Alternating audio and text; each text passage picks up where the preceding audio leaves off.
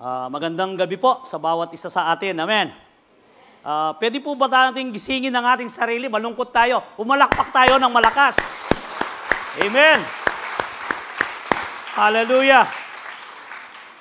At ngayong gabi po ay tayo dinala ng Diyos dito upang magpuri at sumamba sa Kanya. Kaya kailangan na ihahin natin ang ating sarili na may sigasig at wag ho nating ipakita sa kaaway na mayroon tayong bit-bit na mabigat sa ating mga sarili at kanya-kanyang pamumuhay.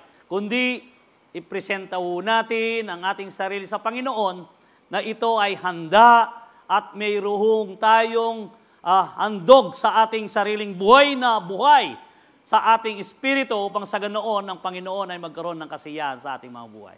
Kaya naman po, pilitin pa rin natin at atin pa rin itong gawin sa ating sarili na tayo po ay mayroong sigasig sa ating mga pangangatawan.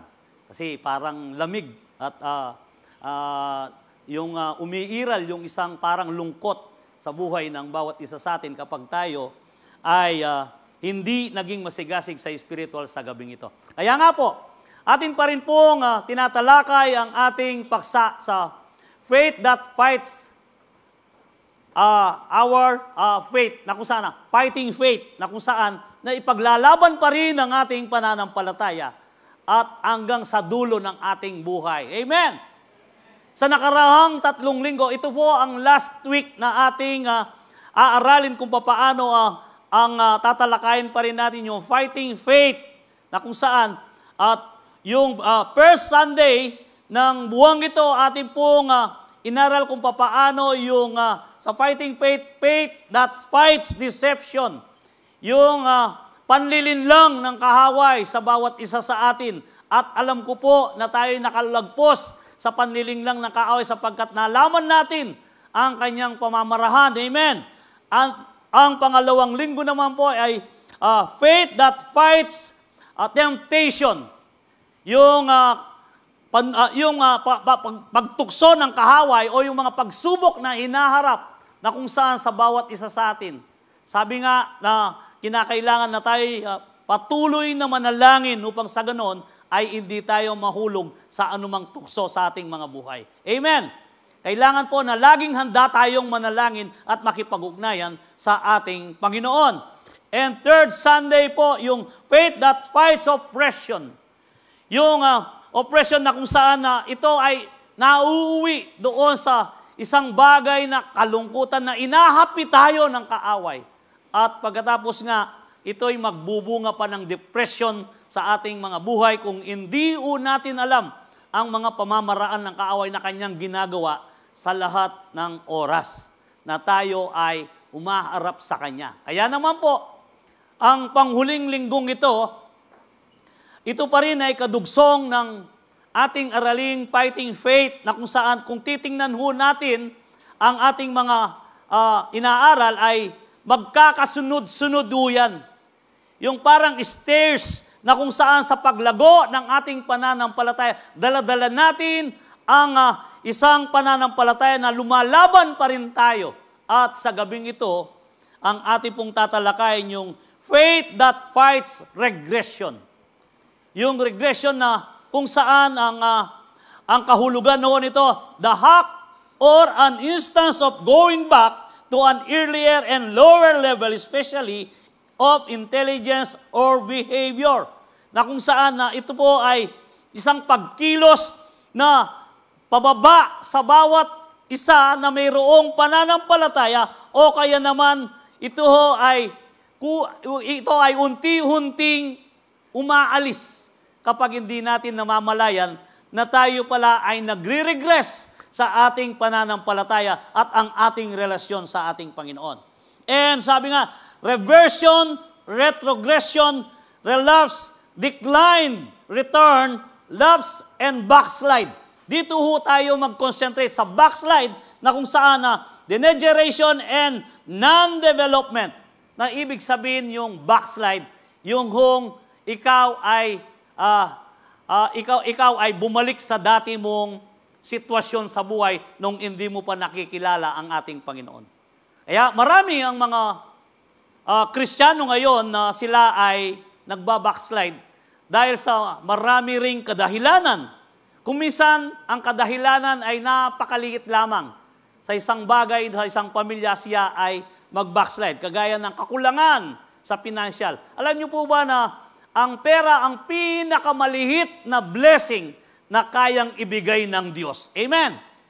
Sapagkat kapag ikaw ay malusog, hindi mo kailangan ang anupamang panggastos sa iyong kalusugan at alam ko po, ikaw ay itatawid ng Diyos sa iyong pagkain pang araw-araw, pangdamit, at ang pangtirahan na kung saan na ikaw ay makakaranas ng kapayapaan sa buhay. Kaya naman, dito makikita po natin ang ibig sabihin ng backslide, yung nilimot mo o yung, hindi naman po, siguro kapag sinabing backslide, hindi naman yung paarap, no? Kundi patalikod, kaya backslide.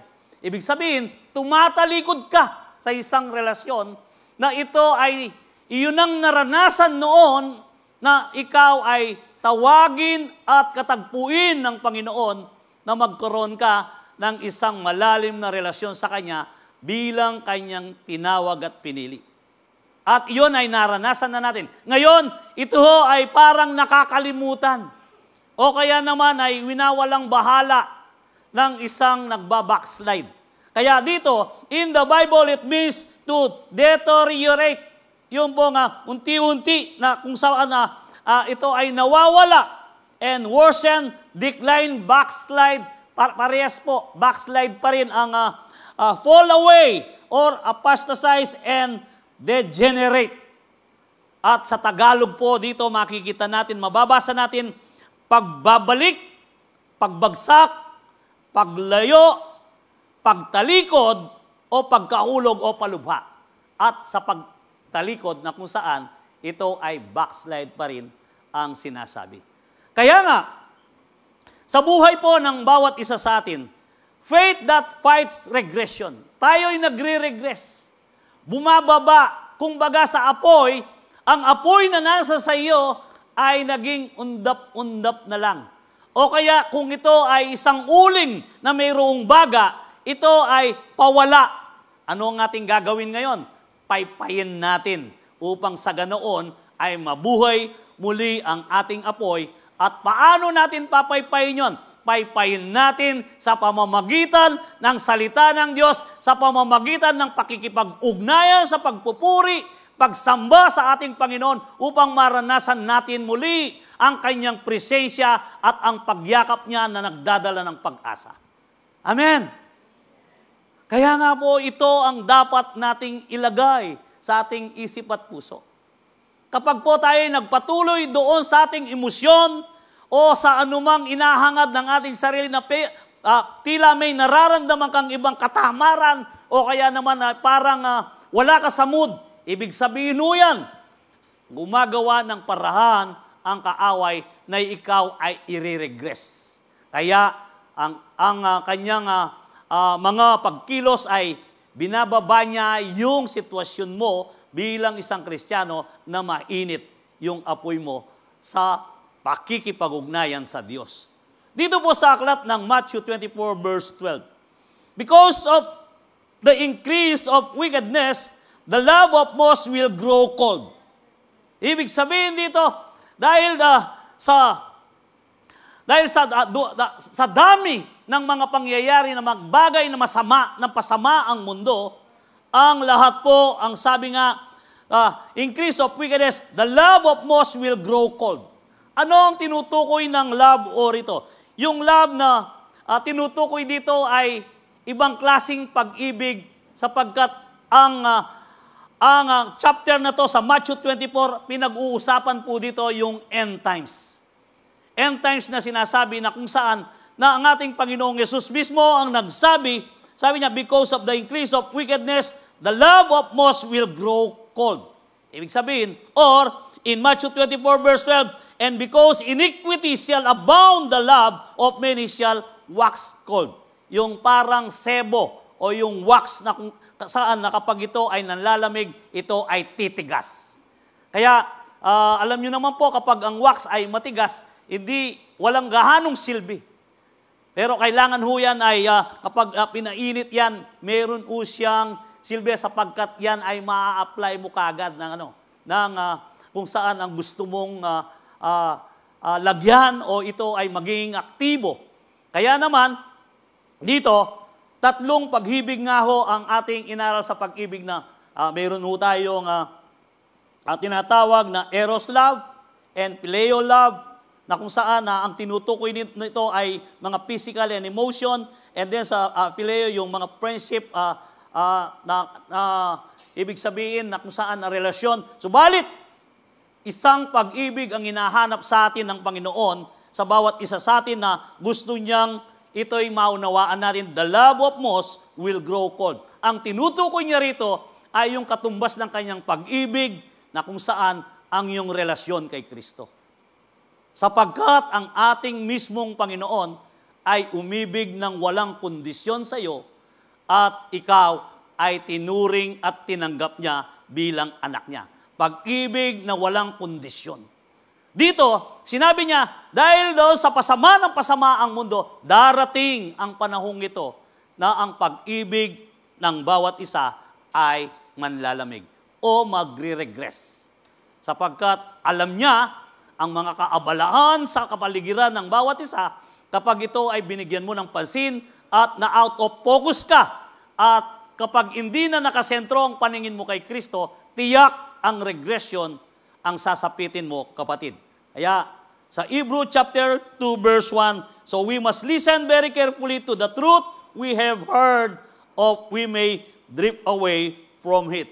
Na hindi mo pala namamalayan na kung saan sa mga ginagawa mo, kapatid, kapag ikaw ay hindi conscious sa lahat ng ginagawa ng kaaway na binabato sa iyo, mga kaabalahan o mga bagay na kung saan na ito ay haharapin mo, mga problema, pagkatapos ang iyong relasyon ay nagre-regress na, bumababa na hanggang sa panahon na hindi mo pala namalayan, nag-drift away ka na, yung malayo ka na sa Kanya, nakagaya ng mga lumalangoy na langoy ka ng langoy, hindi mo pala alam, wala ka na sa dalampasigan na kung saan sa tabi, kundi nasa gitna ka na. Huwag ho nating hayahan na mangyari ito sapagkat ito ay napakadelikado sa isang Kristiyano. Kaya naman, faith that fights regression. Sige po, tayo po'y manalangin bago tayo magpatuloy. Salamat po aming Diyos sa aming kalagitnaan sa gabing ito. Yung nga po, Panginoon, na ibigay sa bawat isa sa amin ng unawa, lalong-lalo na, Panginoon, sa aming usapin, at iyo po, Panginoon, na ipaunawa sa amin. Sa ganoon, O Diyos, habang kami nabubuhay, magkaroon po kami, Panginoon, ng tibay at malalim na pananampalataya sa iyo. At sa aming kalagitnahan, Panginoon, anuman ang bigat na daladala ng bawat isa, iyo mo po, Panginoon, na palitan, O Diyos, ng kapayapaan. Bigyan ng kagalakan ng puso upang sa ganoon, Panginoon, habang kami nakikinig, maghahatid ka ng kagalingan sa anumang huri ng karandaman o kakulangan man o bagay na kabigatan sa bawat isa na ito ay gumugulo sa bawat isipan, Panginoon. Sa gabing ito, ayahan mo ang iyong banal na Espiritu, ang siyang malaya na kumilos po sa bawat isa sa amin. At iyo rin po, Panginoon, na ako ay iyong pangunain at itago sa inyong kapangyarihan lahat ng aking sasalitain ay yun lamang yung salita at ikaw po, Panginoon, ang magbigay ng kapangyarihan ng lahat ng ito. Ayahan mo, O Diyos, na magpala ka sa aming kalagitnaan. Tunay nga, sa iyo po namin ibinabalik ang papuri, pasasalamat at pagsamba sa makapangyarihang pangalan mo, Kristo Jesus. Amen and amen. Sige po, palakpakan muna natin ang ating Panginoon. So dito po, makikita natin kung papaano tayo lalaban sa isang regression. Let us everything we can so that our love for will not wax cold and we may drift away from our faith. So, tandahan po natin, magpakatibay tayo at magkaroon pa tayo ng katatagan sa ganoon, hindi po tayo malayo. Sapagkat kapag hindi po natin tinaglay ito, tayo ay nasa posisyon na delikado, maaari tayong mawala o kaya naman ay kayang talunin ng kaaway sa kanyang mga pamamarahan. So, in point number 1, to fight regression with faith, you need to grow up in your spiritual life. Kinakailangan po na tayo ay lumago sa ating spiritual na pamumuhay. Kaya nga, sa 2 Peter chapter 3, verse 17 and 18, therefore, ang sabi ho ni Pedro, dear friends, since you have been forewarned, be on your guard so that you may not be carried away by the error of the lawless and fall from your secure position. But grow in the grace and the knowledge of our Lord and Savior Jesus Christ. To Him be glory both now and forever. So, dito po mayroong warning si Pedro sa atin. Sa sulat ni Pedro, tayo ay binigyan niya ng babala. Babala na kung saan na ang ating secure position ay pwedeng mawala kung ang bawat isa'y magpapabaya o kaya naman kung ang bawat isa sa atin ay magkakaroon po ng panlamig sa ating relasyon sa Panginoon. Maaaring naalala po ninyo nung kayo ay first day, yung first love na ibinigay ninyo sa Diyos nung kayo ay makakilala sa ating Panginoong Yesus. Yung pananabik at kagalakan sa puso, tila hindi na matatapos sa buong araw. Yung apoy na daladala mo ay isang apoy na kung saan na ang kagalakan mo ay kahit sino ang makasalubong mo, gusto mong i-share ang salita ng Diyos. O kaya naman, kahit anong naririnig mo na mga nagdadala ng bagabag sa puso mo ay wala kang pakialam. Sapagkat noong araw na yon, kinatagpo ka ng Diyos at ang unang pag-ibig na ibinigay mo sa Kanya ay napakalalim at napakatibay na isang relasyon nung nakipag-isa kang unang araw sa ating Panginoon. Yun ho ang hinahanap lagi ng ating Panginoon, yung first love. Kaya, hindi dapat ito mawala upang sa ganoon, hindi tayo sasapit sa isang kalagayang nagre-regress ang ating spiritual na pamumuhay. Sapagkat pwede tayong mawala doon sa ating secure position, sabi nga, sapagkat, but grow in the grace of knowledge of our Lord Savior Jesus Christ, to be Him the glory both now and forever. Paano yon? Sa biyaya ng Diyos, kinakailangan na tayo pa rin ay lalago sa ating pananampalataya. Amen po ba? And, if you're a new believer, crave for a pure spiritual milk, in 1 Peter chapter 2, verse 2 and 3, sabi niya, like newborn babies. Ito ho, crave pure spiritual milk so that by it you may grow up in your salvation. Ibig sabihin nito, kung ipatuloy mo yung natutunan mo nung una na nalasap mo na ang pag-ibig ng Diyos, ang proteksyon niya, ang kapangyarihan ng banal na Espiritu, na hindi ito nawawala sa iyo, kapatid. Kinakailangan na tayo ay managhili or asamin natin ang purong katotohanan na nagmumula sa salita ng Diyos. Kapag ito ho ay naipagpatuloy natin bilang isang nananampalataya, tayo ay magiging matatag at hindi natin sasapitin ang regression sa ating spiritual na pamumuhay. Yung ibig sabihin ho dito, we need to understand you are born again. Kailangan nauunawaan mo ito. Kapag hindi mo nauunawaan na ikaw ay isang bagong nilalang, ayon sa 2 Corinthians 5:17, ikaw ay magre-regress. Sapagkat ikaw ay mayroong bagong pagkatao at ang luma mong pagkatao ay napawin at wala na. Kaya yung paparating sa iyo ay yung bagay na kung saan napakinabang at nagdadala ito ng isang matibay na relasyon, pakikipag-ugnayan sa ating Panginoon nung siya ay una mo pang nakilala at magpaanggang ngayon. Hindi ito nagbabago, kundi patuloy at patuloy ito na umuhugnay sa Kanya, sa ganoon, ikaw ay magiging matatag at hindi makarating sa isang sitwasyon na ikaw ay babagsak o ikaw ay tatalikod sa Kanya. Kaya kapatid, as you grow in your salvation, desire for the solid food so that you may mature in your faith. Nasain mo ang isang matigas na pagkain. Ano ang mga matitigas na pagkain sa spiritual? Yaong mga bagay na kung saan kapag ikaw ay isang matured na sa pagka-Kristiyano, alam mo na kung ano ang tama at alam mo na ang mali, alam mo na ang mabuti at masama. So, pipilihin po natin kung ano yaong panig sa ating Panginoon, yung mabuti at katwiran. At wag nating bigyan ng pagkakataon na makasingit ang kasamaan o bagay na magdadala ng pagkakasala sa bawat isa sa atin. Pilitin pa rin natin ang ating sarili sapagkat tayo ay isang matured na Kristiyano. Amen!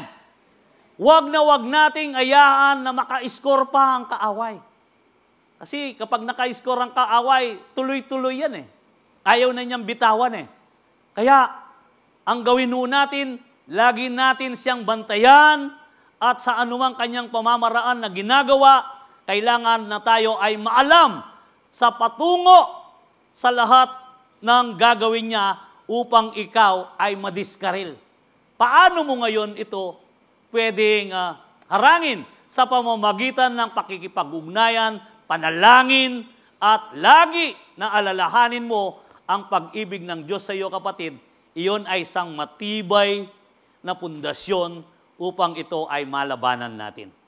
Kaya, sa Hebrew chapter 5, verse 13 and 14, ang sabi rito, anyone who lives on milk being still an infant is not acquainted with the teaching about righteousness.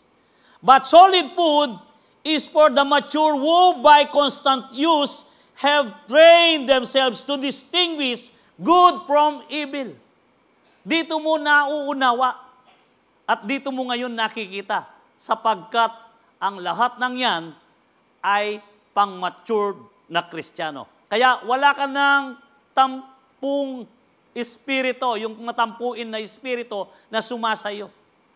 Kung minsan kasi kahit Kristiyano, sumasakay pa rin ng isang matampuing espiritu na hindi ka lang mapansin o kaya ay hindi lang mabati, kung minsan ay nabubuhay at sumasakay pa rin ang espiritong yon na kung sana, bakit ganito rito? Mapagmalaki sila.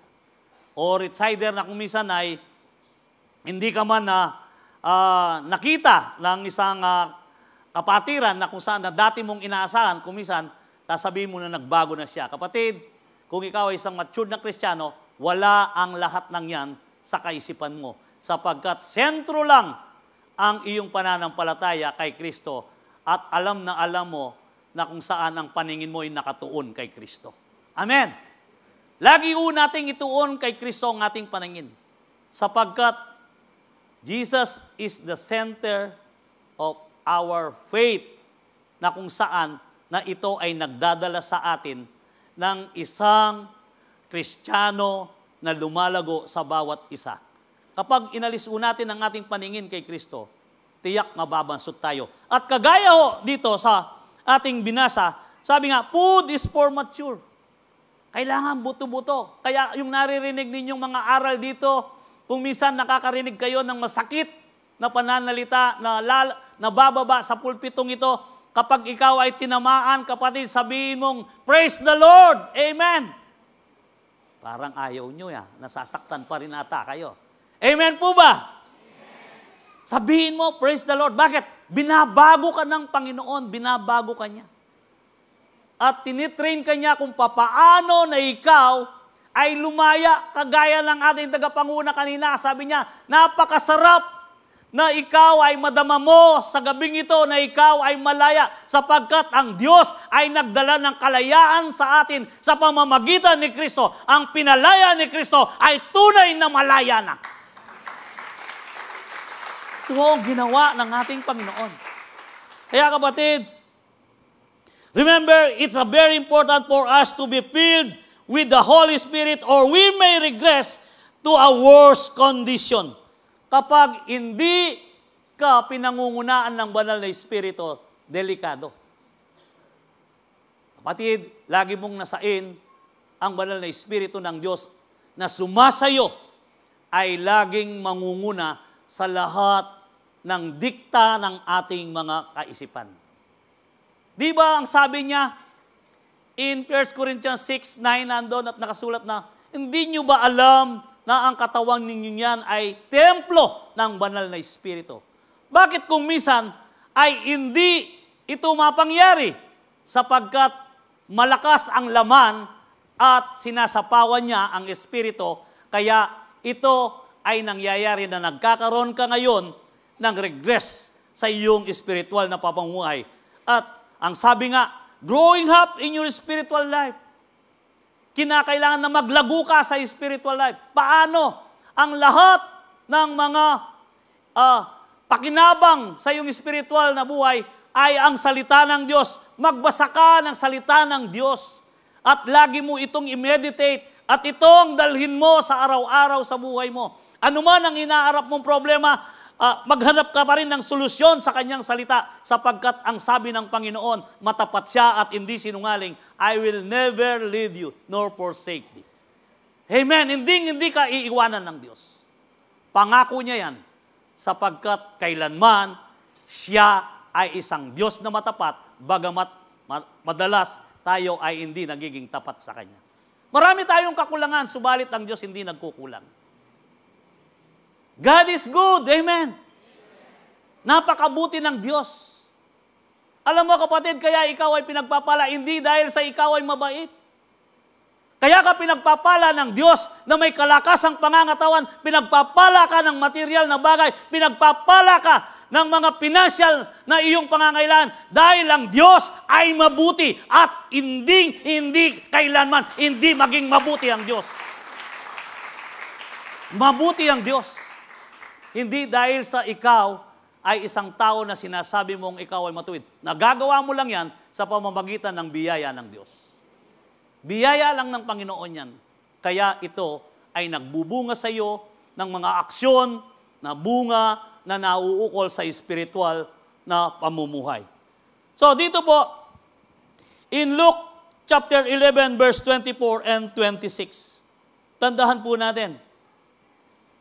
When an impure spirit comes out of a person, it goes through a reed place, seeking rest and does not find it. Then, if it say, I will return to the house I left.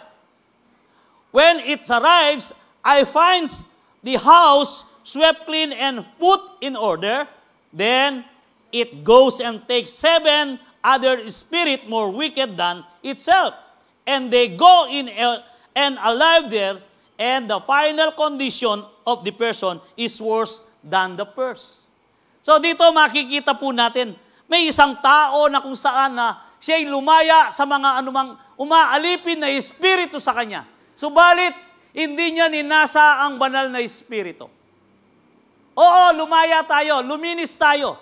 Pero katapos mong luminis at nakakilala sa ating Panginoon ay hindi mo na pinuno ng mga espiritual na pagkain ng iyong sarili. Therefore, ang banal na espiritu na sumasa iyo ay hindi nagiging active sapagkat nauna ang pagnanasa ng laman, nauna ang kahabalahan na kung saan para sa iyong sarili ito ay mabuti. Kaya ang nangyari, ang sabi nga, pagkatapos na naging malinis ang taong ito, umalis ang masamang espiritu.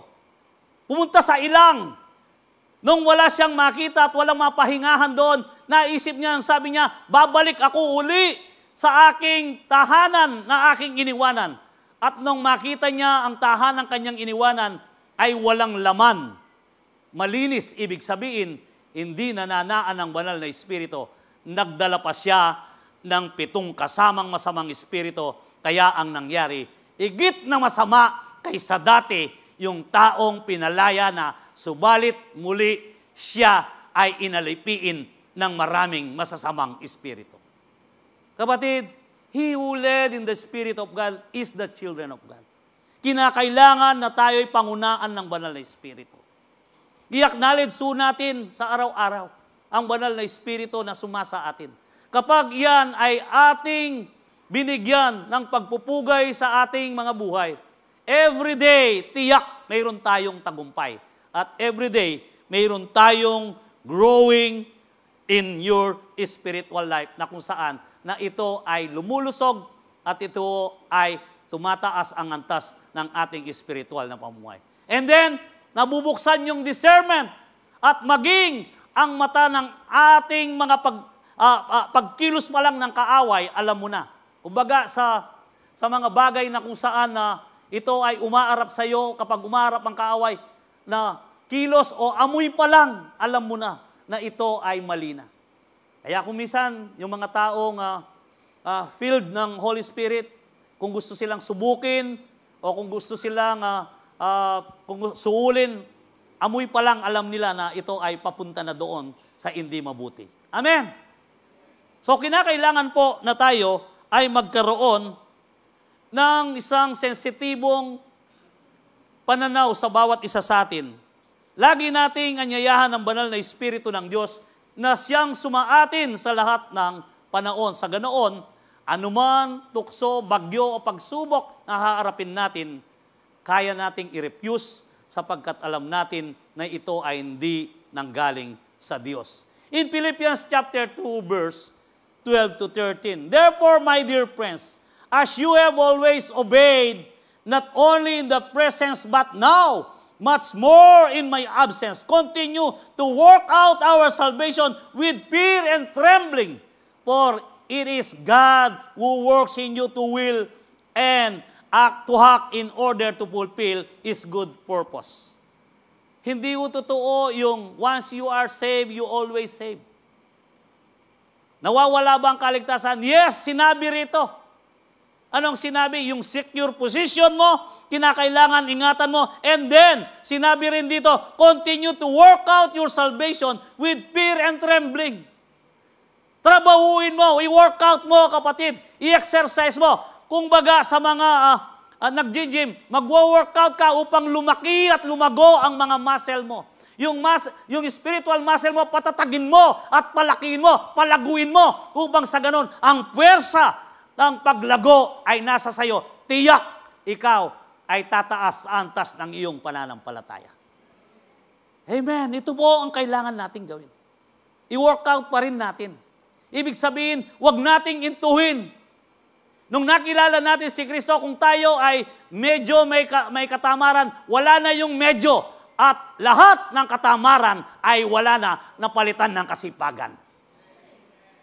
Kaya nga, fight regression for growing in your salvation through the power of God's grace.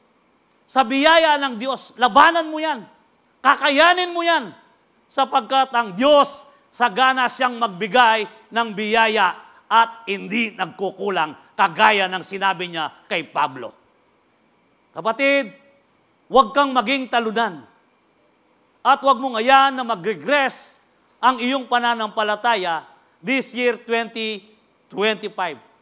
Nakikita po natin ang ating punong pastor, mula nung ito ay isa nilansan niya ang lahat ng ating inaaral, atake ang binigay ng kaaway sa kanya. Pero siya pa rin ay lumalaban, siya pa rin ay matatag, at siya pa rin ay iniingatan ng Diyos, at hindi pa rin nagtatagumpay ang kaaway sa kanyang pamilya, at mismo sa kanya, patuloy pa rin siya na nangingibabaw sapagkat ang kanyang relasyon ay buho, puro, na kung saan na inaarap ito sa kaaway.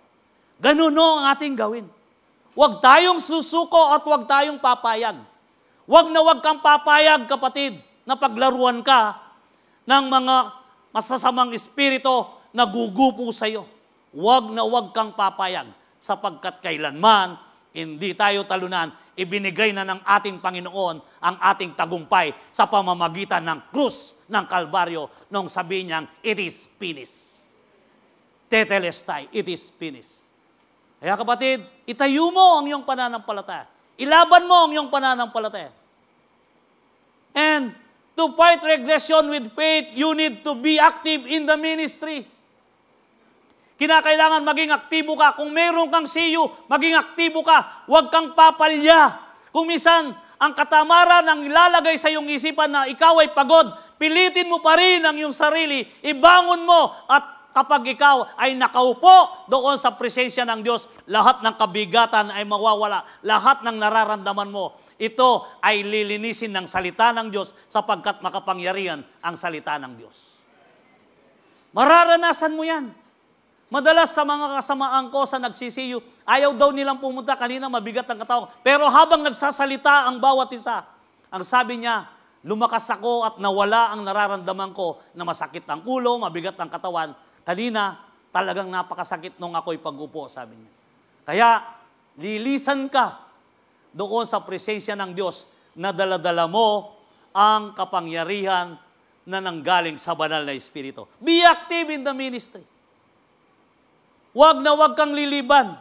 In Romans chapter 12, verse 1 and 2, and so, dear brothers and sisters, I plead with you, give your bodies to God.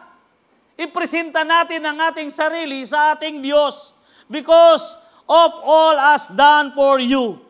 Let them be a living and holy sacrifice, the kind He will find acceptable. This is truly the way to worship Him. Ito ang mga pamamaraan na dalhin mo ang iyong sarili, na ihandog mo ang iyong sarili sa ating Panginoon at ikaw ay magpuri at magpasalamat sa lahat ng oras. Ito ang tunay na worship sapagkat ikaw ay nagwo-worship in spirit, in truth, because our God is in spirit. Amen. Ito po. Sige po, palakpakan natin ang ating Panginoon. Dito natin nasasamba ang ating Panginoon. Kapag tayo'y umahawit, nakataas ang kamay, at anumang kabigatan ay ito'y nawawala.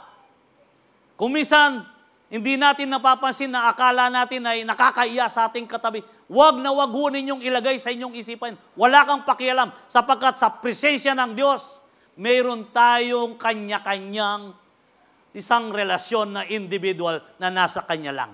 Hindi mo pwedeng ipasan sa iyong kaibigan o katabi na ikaw ay iingi ng kalakasan, kundi sa isang pakikipag-ugnayan lamang sa iisang Diyos at ang personal na relasyon mo sa pagpupuri sa Kanya.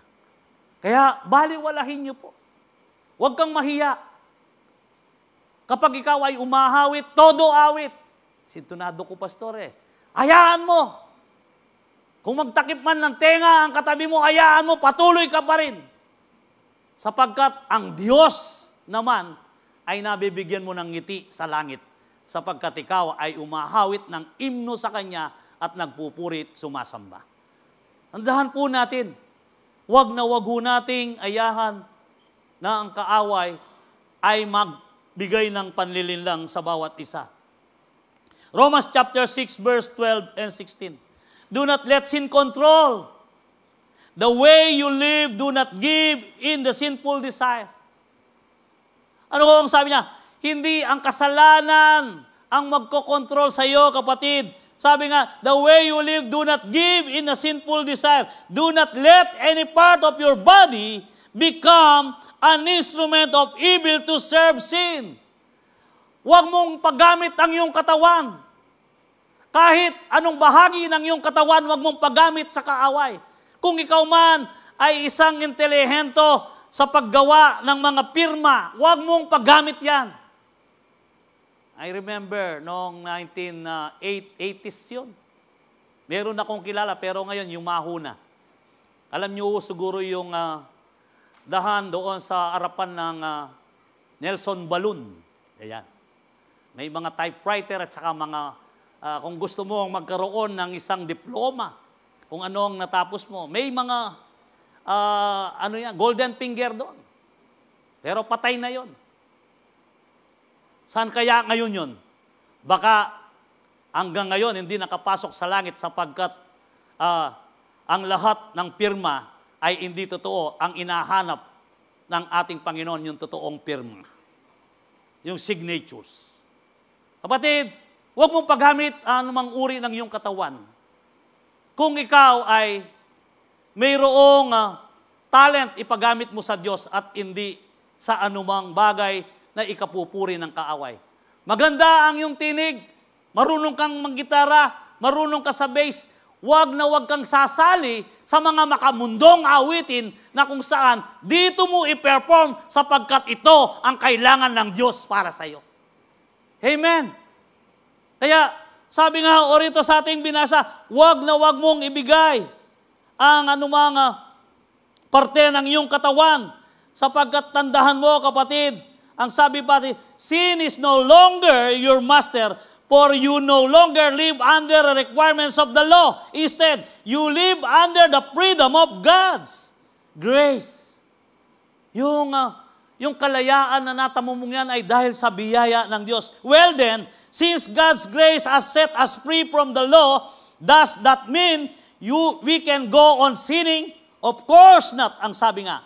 Kung kailan ba sumasagana ang biyaya ng Diyos at doon ay masagana ka rin ba na gumawa ng mga bagay dahil masaganang magbigay ng pagpapatawad ng Diyos? Yes, of course, no. Sabi nga, ito ay hindi lisensya upang gumawa ka ng kasalanan. Grace is not the license to do a sin. Amen. Hindi mo lisensya yan. Kundi biyaya lang ng Diyos kaya tayo ay nakakasunod sa Kanya. And don't you realize that you become the slave of whatever you choose to obey. Kailangan alam mo kanino ka magpapasakop at kanino ka susunod. You can be a slave to sin which leads to death, or you can choose to obey God which leads to the righteous living. Amen. Piliin po natin ang righteous living. Piliin pa rin natin ang sumunod sa Diyos, gaano mang kairap. Totoo, kapatid, mayroong narrow gate o narrow way na kung saan natataakin ng isang Kristiyanong. Ang isang Kristiyanong sumusunod sa ating Panginoon ay napakakitid ng daan, masikip, subalit ang kamunduang daan ay napakaluwang, libre ito, kaya marami ang pumapasok doon. Pero sikapin natin na tayo ay pumasok sa makipot na daan, sa daan nun ay, at sa dulo ng daan na yon ay buhay na walang hanggan ang ating tatamuin. Sikapin po natin. Marami ang magsisikap na dadaan doon, hindi sila makakapasok. Sinabi ng salita ng Diyos. Sapagkat, kapatid, tanging ikaw lang na kanyang tinawag at pinili, na kanyang binigyan ng biyaya at kalakasan, ikaw ay magtatagumpay at magiging aktibo ka lang sa lahat ng pinagagawa sa iyo ng ating Panginoon. Be active in the ministry. Ano man ministry na mayroon kayo. For ministry in giving, be active. Huwag kayong palinlang, huwag kayong padaya. Ibigay mo yung pinaka-the best mo. Tinawag ka doon sa isang bagay na kung saan na nagpapalakas. Gawin mo rin yon. Ibigay mo ang the best mo. At kung encouragement, i-encourage mo yung mga nanghihina. Sapagkat yan ay ministeryo na ibinigay ng Diyos para sa iyo. May kanya-kanya tayong ministeryo na ibinigay ng Panginoon. Yaman din na tayo ay may pagsunod sa Kanya. Alamin natin kung ano ang nakapagbibigay ng kagalakan sa puso ng ating Panginoon. Remember, nothing is wasted when we work fully for God's ministry. Walang masasayang, kapatid. At tandaan mo, haani ka. And to fight regression for with faith, you need to refuse complacency. Ito ang isang bagay na kung saan na malakas sa bawat isa sa atin kumisan.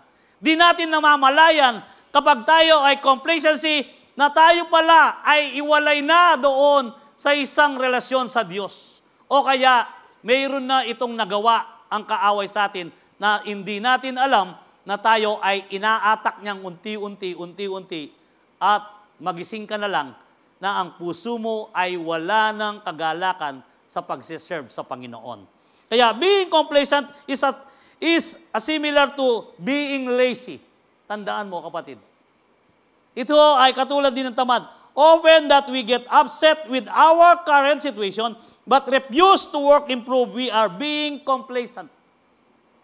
Complacent, a person never works to reach their potential because they feel that is pointless. Yan ang nararamdaman natin. and laziness, slothfulness, procrastination, o yung sa Tagalog, yung pagpapaliban, yung mamaya na yan. O kaya bukas na lang yan, o kaya may araw naman yan. Hindi naman umaalis dyan. Yan o ay pagpapakampante o katamaran. Kapag yan ay nasa sa atin, kapatid, refuse natin yan sapagkat yan ay hindi nakapagbibigay ng isang malusog na spiritual life. At tiyak ang ating pakikibaka at pakikipaglaban sa pananampalataya, epektado po. Delikado tayo. In Revelation chapter 5, verse 15 and 16, I know your works that you are neither cold nor hot. I could wish you were cold or hot, so then, because you are lukewarm and neither cold nor hot, I will vomit you out of my mouth. Kung ikaw ay lukewarm, na kung saan na ang isang taong lukewarm, na kung saan na maligamgam, ito ay isusuka daw ng ating Panginoon. Dapat kapatid, kung ikaw ay malamig, malamig ka na. Alam mo, ang isang taong malamig nangangailangan ng init. Kung minsan, nais pa rin niyang tamasain ang isang relasyon na alam niya na ito ay may pakinabang sapagkat siya ay nakadama na ng comfort nung una sa presensya ng Diyos. Kaya kapag siya'y nanlalamig sa kanyang pananampalataya, meron siyang pananabik. Yung sasabihin, miss ko na itang mag-praise and worship, miss ko na itang pupunta kayong bundok, miss ko na itang magsiyuta mo. Therefore, ang ibig sabihin mo yun, nasa stages siya na malamig at hindi siya lukewarm.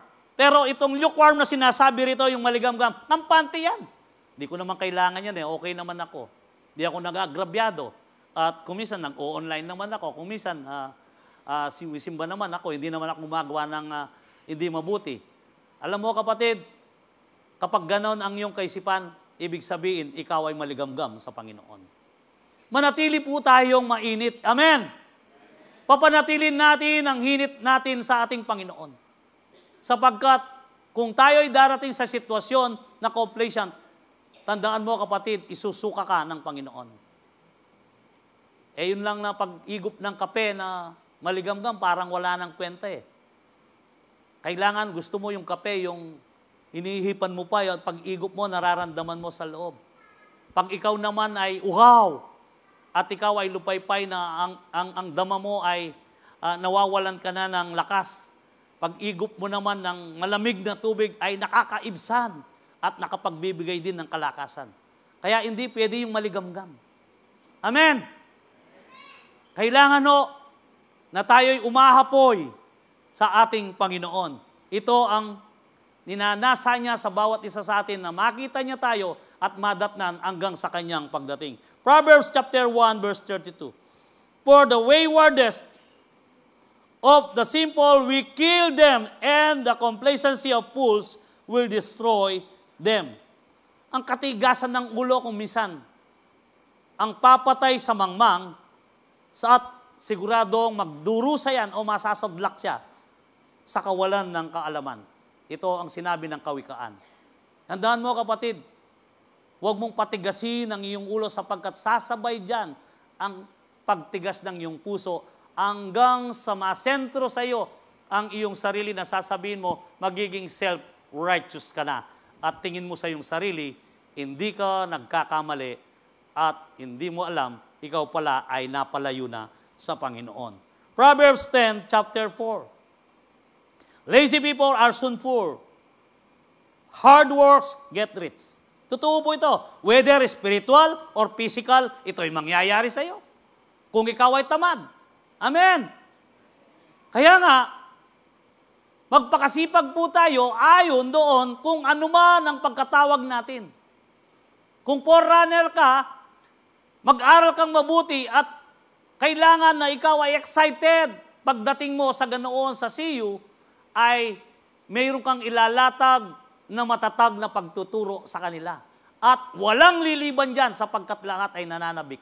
Lahat na dumarating ay nagkakaroon ng pagpapala sa spiritual. Kaya sila ay mayroong pananabik sa oras ng CU. Kapatid, dyan ka tinawag. ayusin mo ang iyong ministeryo. Gawin mo ang nararapat. Let's learn about the lesson from the parable of the talents, na kung saan in Matthew 25, verse 24 and 30, mayroong tatlong tao dito na kung saan na tatlong uri ng tao na nagbigay ng ang kanilang Panginoon ng mga talento. Ang isa'y binigyan ng 1 talento, ang isa'y 5, ang isa'y 10, na kung saan na etong binigyan ng isa ay sapagkat siya ay isang taong tamad. At tingnan po natin, basahin po natin kung ano ang estilo na pagkakakilala niya sa kanyang Panginoon. Dito ang sabi niya, then the man who had received 1 bag of gold came, master, he said, I knew that you are a hard man, harvesting where you have not sown, and gathering where you have scattered seed. And sabi niya, I was afraid, went out and hid the gold ground. See, here has what belonged to you. His master replied, with you wicked, lazy servant. So you know that I am harvest where I have not sown, and gathered where I have not scattered seed. Well, then you should have put my money on deposit in the bankers, so that when I am returned, I would have received it back with interest. So take the bag of the gold from him and give it to the one who has 10 bags.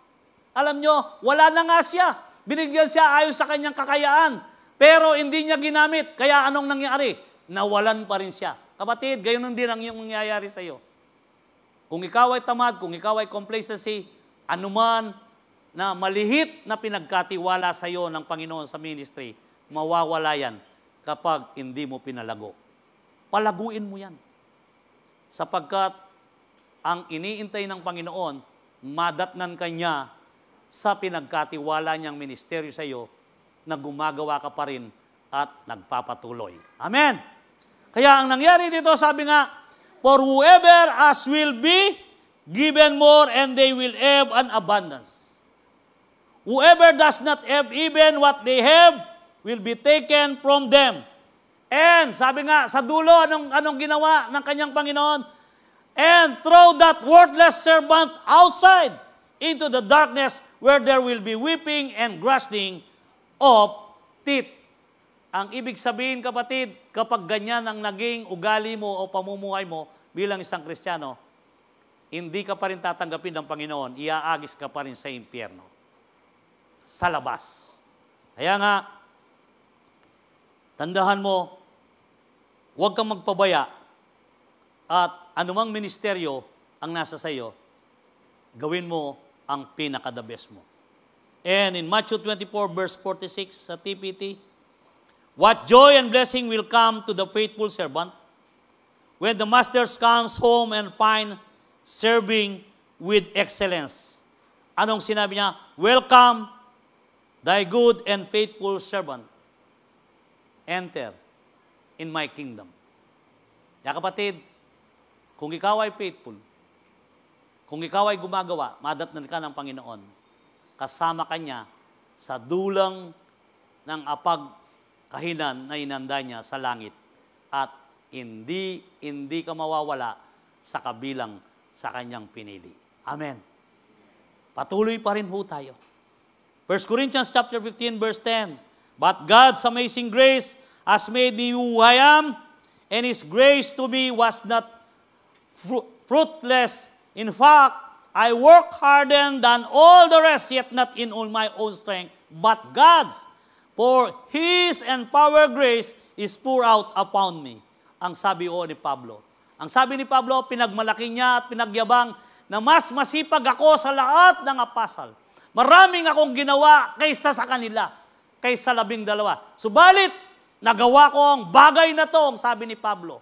Hindi sa aking sarili, kundi nagawa ko ito sa pamamagitan ng biyaya na kalakasan na pinagkaloob ng Diyos sa akin, kaya ito ay nagbunga ng sagana dahil sa biyaya ng Diyos. Kapatid, nagagawa mo man ang naging masipag at mabunga ang iyong ministeryo, hindi dahil ikaw ay magaling, hindi ikaw ay dahil masipag, kundi iyan ay biyaya ng Diyos. Subalit, ikaw ay kumilos ayon doon sa ninasa ng Diyos, kaya ikaw naman ay biniyaan ng maraming pagpapala sa biyaya niya, at kaya nagagawa mo ang lahat ng yan. Grace. God grace will empower to us to fight complacency that leads to regression. Ang biyaya ng Diyos, ito ang magiging susi kung tayo ho ay susunod sa Kanya sa lahat ng panahon. Tandaan mo kapatid, faith that fights regression. To fight regression will faith, you need to grow up in your spiritual life. Be active in the ministry and refuse complacency in your life. In Romans 11, chapter 12, notice how God is both kind and severe. He is severe toward those who disobey. Tandaan mo, malupit ang Diyos sa mga hindi sumusunod sa Kanya. At malupit ang Diyos sa mga gumagawa ng kalikuan. Subalit, napakabait ng Diyos, but kind to you if you continue to trust in His kindness. Magtiwala ka sa Kanyang biyaya. But if you stop trusting, you also will be cut off. Tandaan mo, pag ikaw ay uminto ng pagtitiwala, aalisin ka rin. Kagaya ng kanyang kalupitan sa iba na hindi gumagawa ng hindi mabuti. And 2 John chapter 1 verse 8-9, watch out that you do not lose that we have worked so hard to achieve. Be diligent so that you receive your full reward. Magpakasipag pa rin tayo. Huwag tayong hihinto.